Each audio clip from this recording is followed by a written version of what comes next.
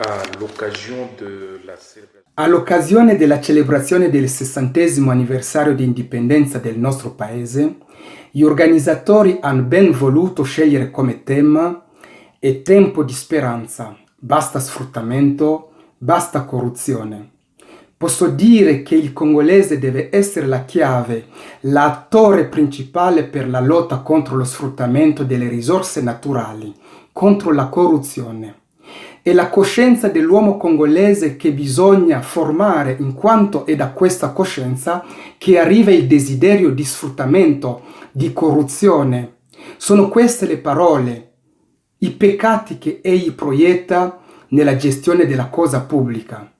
Considerando che la coscienza è il centro più intimo e più segreto dell'uomo, il santuario dove egli sta da solo con Dio e dove la voce di Dio si fa sentire, essa deve essere formata. Una coscienza formata, retta e veritiera secondo il catechismo della Chiesa Cattolica. Da lì si evince che egli può agire seguendo la ragione, conformemente alla saggezza del Creatore. La formazione della coscienza, che è un compito di tutta la vita, è indispensabile in quanto ogni uomo, in particolare il congolese, è sottomesso a influenze negative.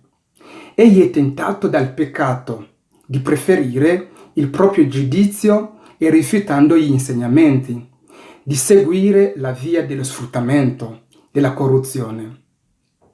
È quindi chiaro che finché l'uomo congolese non rinascerà dalle proprie ceneri, finché la sua coscienza non sarà formata, finché non sarà diventato una nuova creatura, lo sfruttamento continuerà, la corruzione continuerà. Da lì si evince che il giorno migliore al quale aspiriamo sarà solo utopia o tarderà ad arrivare, viste le tenebre che ricoprono ancora il nostro bellissimo paese. Sì, continuiamo ancora a chiamarlo bel paese e lo cantiamo pure. Se nulla di decisivo si farà perché diventi davvero bello, più bello di prima, come lo sognavano giustamente i padri dell'indipendenza, ciò resterà un desiderio senza una consistenza eterna. In verità, a causa dello sfruttamento illecito delle risorse naturali, a causa della corruzione, il sogno di quel poco di indipendenza viene davvero compromesso. Siamo incapaci di costruire un paese più bello di prima, anzi, la situazione diventa sempre peggio di prima e il paese si copre di maschere di bruttezza. In verità, a favore di questo paese, quanti digiuni, veglie di preghiere, ma nessun cambiamento. Ciò non vuol dire che Dio non ascolti le nostre preghiere.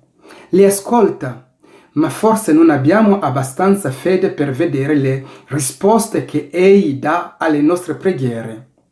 Ma temo anche che continuiamo a dire Signore, Signore, senza impegnarci decisamente e concretamente per cambiare il corso delle cose, il corso della corruzione e il corso dello sfruttamento intorno a noi. I vescovi della Conferenza Episcopale Congolese, nel messaggio per il cinquantenario dell'indipendenza, dicevano: tutti si lamentano della corruzione e denunciano, ma una reale volontà di cambiamento manca.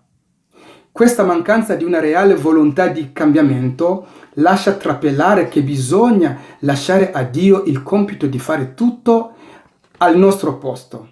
È facile parlare, ma difficile tenere lontano i nostri cuori dallo sfruttamento, dalla corruzione.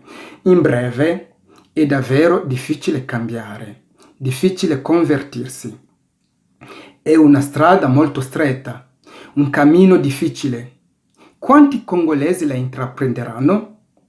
Dio non può cambiare questo paese senza di noi. Dio non può ricreare il Congo se i congolesi non si rinnovano. Non è possibile avere un Congo nuovo senza congolesi nuovi. In conclusione, dobbiamo sperare in un Congo nuovo, più bello di prima, ma dobbiamo impegnarci con decisione per arrivarci. E questo è il mio pensiero, il mio contributo. Auguro quindi a tutti un'ottima e proficua celebrazione del 60° della nostra indipendenza.